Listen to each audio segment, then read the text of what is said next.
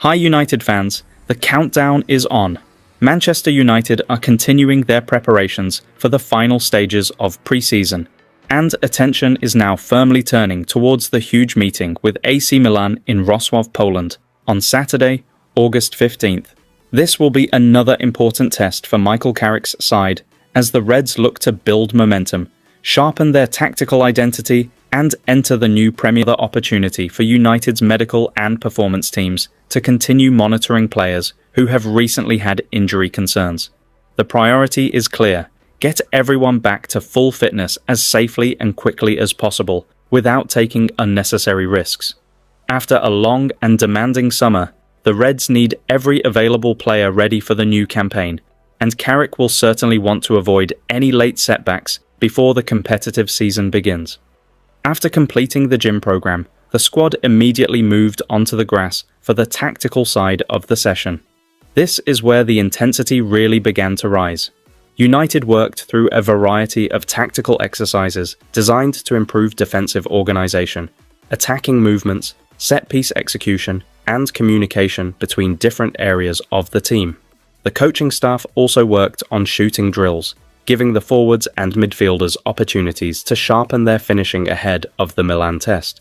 United will need to be much more clinical when chances arrive, because AC Milan will provide a serious challenge, particularly in transition and around the penalty area. Defensive work was another major feature of the session. The Reds worked on goal-blocking systems, defensive positioning, and the coordination required to protect the goalkeeper when opponents manage to break through the first line of pressure. These are the small details that can make a huge difference once the Premier League campaign begins. Set-piece routines were also part of the program. Corners, free kicks, defensive set-pieces, and the organisation around the box remain important parts of Carrick's preparations. United have clearly been placing emphasis on these situations during pre-season, and supporters will be hoping that the work being done at Carrington eventually translates into goals at one end and greater defensive security at the other. And then comes the biggest talking point: Marcus Rashford. Carrick's latest comments have certainly caught the attention of every United supporter. Speaking about Rashford's return, the United boss described him as "our player," praised his return, and made it clear that the forward can offer something different to the squad. Carrick said, "He's our player. He's come back great. He's just like any other player. I've known him a long time, and he gives us something a little bit different. We're looking forward to the start of the season." Recent reporting also indicates that Rashford could be involved against AC Milan after being present with the squad in Dublin, although his exact role will depend on his fitness and Carrick's selection decisions. For me, that is a fascinating development. Rashford has not played competitively for Manchester United since December 2024, so seeing him potentially pull on the famous red shirt again would be a major storyline. His return is not simply about one player coming back into a squad. It could represent another chapter in the career of a player who has already experienced some extraordinary highs and difficult moments at Old Trafford. Could Carrick be the manager who finally gets the best out of Rashford again? That is the question. Carrick knows Rashford extremely well, and his comments suggest that the door is very much open. Rather than treating him as an outsider returning from loan, Carrick appears to be viewing Rashford as another member of the Manchester United squad who has to compete for his place, and that competition could be exactly what Rashford needs. United supporters know what Rashford can produce when he is confident. His pace, direct running, ability to attack space, and finishing from the left side can give Manchester United an entirely different attacking dimension.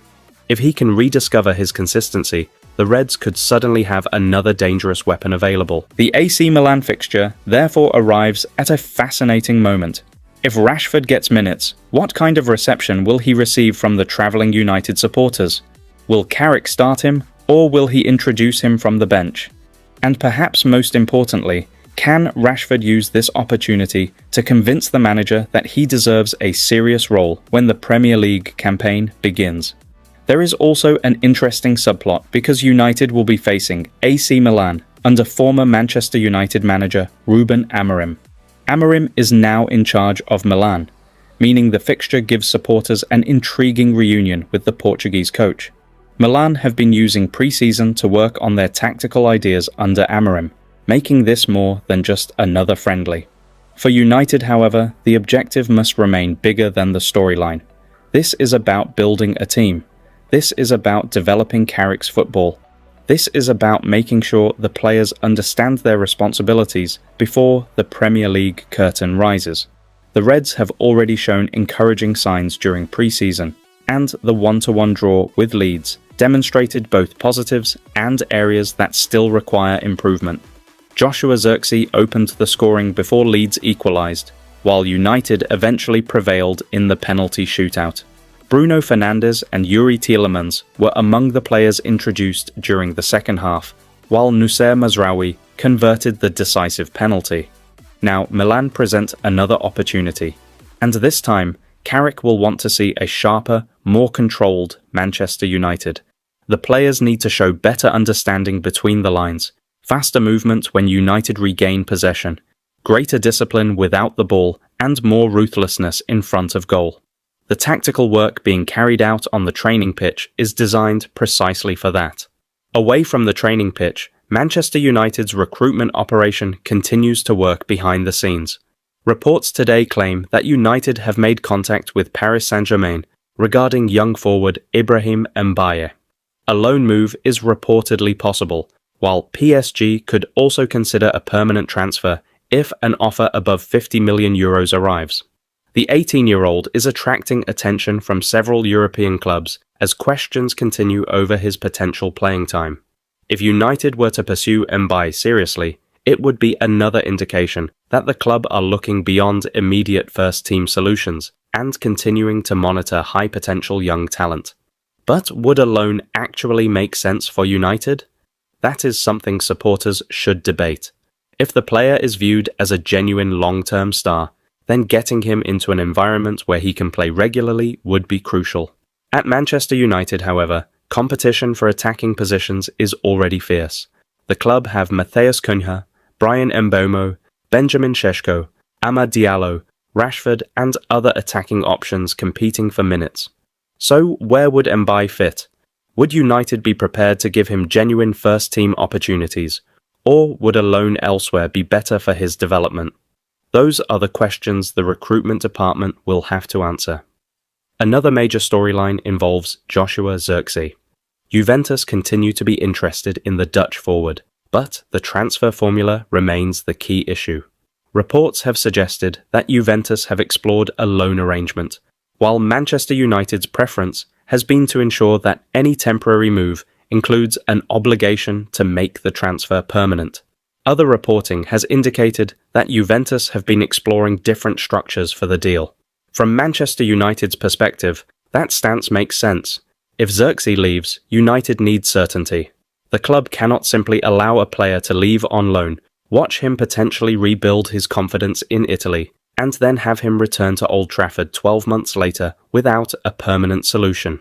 If Juventus genuinely believes Zirkzee is the right player for them, why not commit to buying him? At the same time, there is an argument for giving Zirkzee another opportunity. His performance against Leeds was encouraging, with the striker scoring United's opening goal.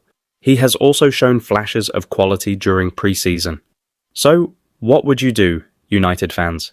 Sell Zirkzee permanently, accept a loan with an obligation to buy, or keep him and give him one more season under Carrick? Personally, I think United have to look at the bigger picture. If Carrick genuinely believes Zirkzee can become an important part of his system, keeping him could be justified. But if the manager has already decided that the Dutchman is not part of his long-term plans, United should avoid another temporary solution and push for a permanent transfer. What do you think, Reds? Should Marcus Rashford start against AC Milan, or should Carrick introduce him gradually from the bench? Would you keep Joshua Zirkzee or accept Juventus's offer?